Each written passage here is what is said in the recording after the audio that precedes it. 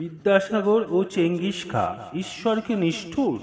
শ্রীরামকৃষ্ণের উত্তর, সুখ দুঃখের কথা হইতেছে, ঈশ্বর এত কেন দুঃখ করেছেন? মাস্টার, বিদ্যাসাগর অভিমান করে বলেন, ঈশ্বরকে ডাকবার আর কি দরকার? দেখো, চেঙ্গিস খা যখন লুটপাট আরম্ভ করলে তখন অনেক লোককে বন্দি করলে, ক্রমে প্রায় 1,00,000 বন্দি জমে গেল।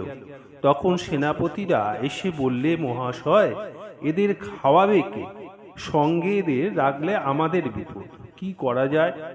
ছেড়ে দিলেও বিপদ। তখন চেঙ্গিস খা বললেন, তাহলে কি করা যায়? ওদের সব বধ করো। তাই কচাকচ করে কাটবার হুকুম হয়ে গেল। এই হত্যাকাণ্ড তো ঈশ্বর দেখলেন, কই একটু নিবারণ তো করলেন না।